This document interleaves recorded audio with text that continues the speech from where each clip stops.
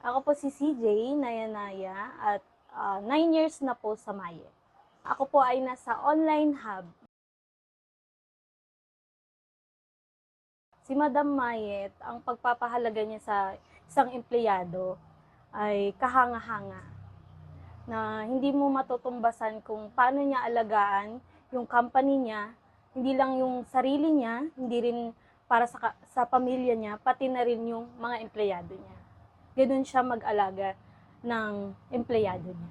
Kung paano niya i-handle yung mga customer niya, which is na-adapt namin dahil nga sa communication skills niya sa mga customer. Siguro yung pina-abroad niya kami.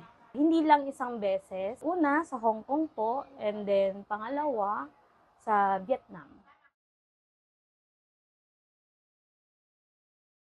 Siguro mas lalago pa yung company. Madami pang mas matutulungan si Madam na hindi lang kami, kundi yung mga bago niyang magiging empleyado.